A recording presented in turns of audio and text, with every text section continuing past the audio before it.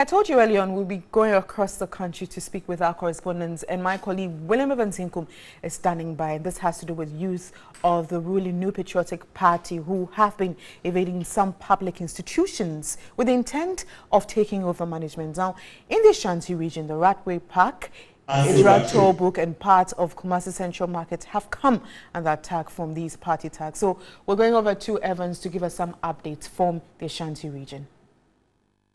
Metropolitan Assembly, Godwin Okumenyame. So Godwin, yesterday this particular facility came under attack. What is the latest? Thank you very much. Yeah, it is true that yesterday some group of people who identified themselves to be MPP youth wing, that is, they call themselves the invisible force, came here trying to make some attempt to actually take over the management of this very park, that is the Rattray Park.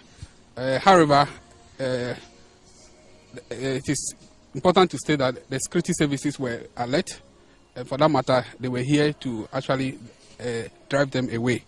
So, as we speak, the Rattray Park is still operational, as you could see.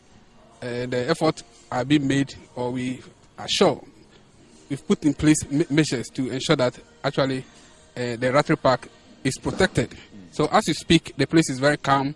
People who want to come here, people who want to visit the Rattray Park could actually do so. All right. Now, this morning we also heard about a seizure of a public toilet at KJTR. Have you been able to take back that facility? Yes, we've taken that facility back. You see, there are some perceptions and then misinformation in the public. It is important for us to actually establish that. If you look at the facility that the lady made an attempt to also take over at the KJTR, that facility itself is being managed by the Kumasi Metropolitan Assembly. It is not in the hands of a private person. It has not been outsourced. It has not been given to anybody to manage, but it is being managed by the Kumasi Metropolitan Assembly. So I think there was some form of misinformation. And her claim was that before KMA took over the management of KJTR, if you recall, when we had a Frico Company Limited, operating there, yeah, she was actually collecting the how do you call it? The dues there. Yeah, she was collecting the dues. So for that matter, the Kumasi Metropolitan Assembly should allow her to continue with whatever money that she was collecting there before KMA took over. Now that the MPP, which is her government, is in power. But we've sat with her, and actually she's understood it, that the facility actually is being managed by KMA. If you recall, the entire facility, the KJTR facility, was taken over. The management was taken over by the Kumasi Metropolitan Assembly, so now, including that very facility. Okay. So now the Assembly has actually taken over the management of it. Okay. So what you want to establish is that all the facilities, all the government properties that is under the care of the KMA are being managed by persons who have official appointment letters or are working in the civil service. Is that what you want to establish? Yeah, we have different issues here.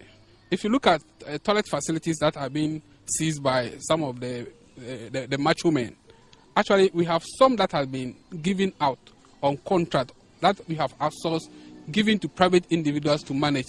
Then we have some others that the Kumasi Metropolitan Assembly itself is managing, like the one at KJTR is being managed by the Kumasi Metropolitan Assembly. Then there are about other 8 cases within the metropolis that are being managed by private individuals. Those ones, when the macho men went there to seize it, actually those ones are before the police now. Okay. Those private people reported to the police, so the police are handling the issue. Now let us look at Rattray Park. Rattray Park, like I stated earlier, it is a facility that belongs to the Kumasi Metropolitan Assembly, and for that matter, the state. It has not been outsourced. It's being managed by our staff. We have our cleaners here. We have the security. We have people who collect the how do you call it, the entrance fee.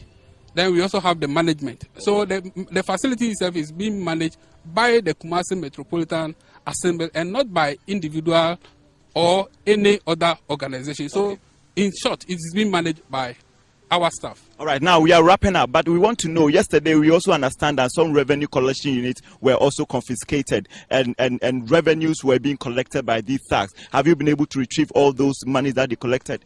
No, actually, if my memory will serve me right, they made an attempt to actually take over the collection, but actually the takeover, they could not succeed in the taking over of those facilities that you're talking about. Some stations like the CBD, some lorry stations that they were trying to actually take over, they didn't take over. Quickly, management has to put in place measures. We sat down with them, we spoke to them, and they understand the fact that, how do you call it, there's a need for us to investigate into the claims that they were making. If you look at the lorry station, the claim that they were making was that in 2009, when Mills had taken over the governance of this very nation, the NDC food soldiers took over some of the management of the lorry station from them. That is the MPP youth who were there. But we told them that, look, these are issues that the Assembly has to actually look at. So as I speak, there's even a meeting that is currently going on with some group of transport operators there for us to be able to establish the truth on the ground. All right, thanks so much. So, Wendy, we have been speaking to Mr. Godwin Okumenyame. He is the PRO of the Kumasi Metropolitan Assembly. My name is William Ivan Sinkum. We go back to studios and join Wendy live for more on Midday Live. Over to you, Wendy.